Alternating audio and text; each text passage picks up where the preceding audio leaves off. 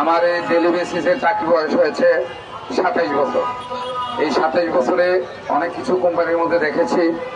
বর্তমানে আমি একটি মানে পয়েন্ট মতো কথাগুলি বলতেছি। আমাদের বর্তমানে ঠিকাদার নতুন 2-3 মাস হচ্ছে ঠিকাদার আসছে, আইসা 1 মাস বেতন দিছে। বিএসএস সার্ভিস লিমিটেড ফার্মের নাম, এমডি নাম হলো সুলতান সাহেব। উনি তারপরে 2 মাস আমাদের অবৈধভাবে আমাদের বেতন থেকে টাকা কর্তন করেছে। আমরা বিভিন্নভাবে ওনাকে বলেছি আমাদের টাকাগুলি ফেরত দেওয়ার জন্য। আমাদের কষ্টের টাকা উনি দিচ্ছে, এখনো দেয় নাই। এটা আপনাদের কাছে আমার দাবি থাকলো। এখন কথা হচ্ছে, আমরা যে আউটসোর্সিং ডেইলি বেসিস প্রকল্প ভিত্তিক কাজ করি, যেখানেই কাজ করি, যে অবস্থাতেই কাজ করি, আমাদেরকে তো কেউ জিজ্ঞেস করে না, এই এদিকে আসো, তোমার বয়স কত, তোমার শিক্ষাগত যোগ্যতা কত। এমন কোনো কাজ নাই, ব্যক্তিগত বলেন আর অফিসিয়াল বলেন, যত ধরনের কাজ আছে সব কাজ আমাদেরকে দিয়ে করায়। আমরাও করি, যে কোনো একটা সময় আসলে আমাদেরকে তো ওই কোম্পানিরা স্থায়ী করবে, তাই আমরা কাজ করি নিষ্ঠা এবং সততার সাথে। আমাদের নিষ্ঠা সততার কোনো কমতি নাই, ওই কোম্পানিগুলো ভালো করেই জানে। যদিও আমরা আউটসোর্সিং ডেইলি বেসিস প্রকল্প ভিত্তিক কাজ করার ক্ষেত্রে আমরা ইমান বেছি নাই, আমাদের ইমান বড় মজবুত।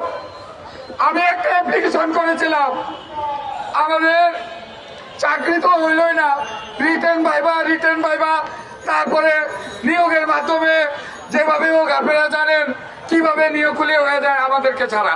কিন্তু আমরা তো অবিকল, বলে আমাদেরকে কেন স্থায়ী করে না, আমাদেরকে ওই কোম্পানিগুলি কেন বেতন দেয় না, এটা বুঝে আসে না। আমি একটা অ্যাপ্লিকেশন করলাম, দেখেন আমাদের পরিবার চলে না, 500 টাকা বেতনে কি হয়, আমাদেরকে বেতনটা বাড়াই দেন, আর বয়স এবং শিক্ষাগত যোগ্যতা শিথিল রেখে আমাদেরকে স্থায়ী করেন। একদিকে অ্যাপ্লিকেশন করছি, একদিকে আমাকে বলা হয়েছে কালকে থেকে তোমার চাকরি নাই।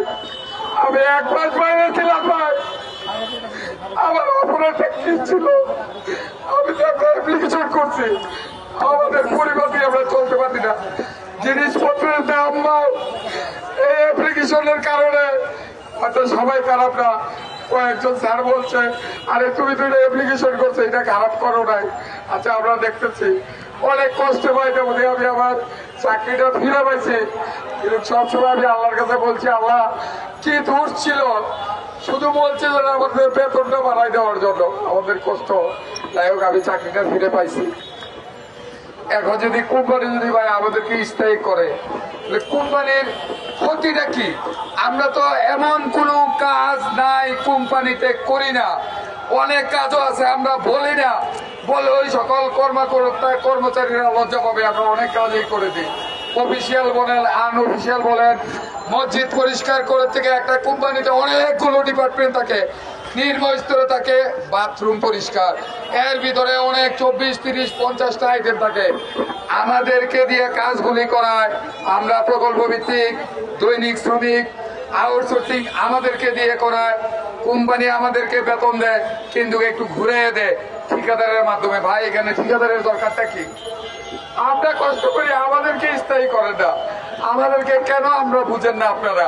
যাই হোক, সর্বোপরি আমি বলবো, দুনিয়াতেও যদি আউটসোর্সিং দৈনন্দিন শ্রমিক প্রকল্প ভিত্তিক দুনিয়ার মাঝে যদি আমরা না বিচার পেয়ে থাকি, আজকে এই প্রেস ক্লাবের সামনে বর্তমান সরকারকে অনুরোধ করব, আপনি সারা বাংলাদেশে খোঁজ নিয়ে দেখেন, ওই মন্ত্রণালয়ের থেকে লোক পাঠান। আসলে কি আমরা কাজ করি না, আমরা ফাঁকি দেই? আমরা কাজ করি আল্লাহরে হাজির নাজির। সর্বশেষ বলবো, আমাদের দাবি যদি আদায় না করেন, আল্লাহ পাক যদি আপনাদের দুনিয়াতে বিচার না করে, মুসলমান হিসেবে বলতে চাই, রোজ আসর কিয়ামতের দিন এই দাবি আমাদের থাকবে। এই কথা বলে আমি শেষ করছি।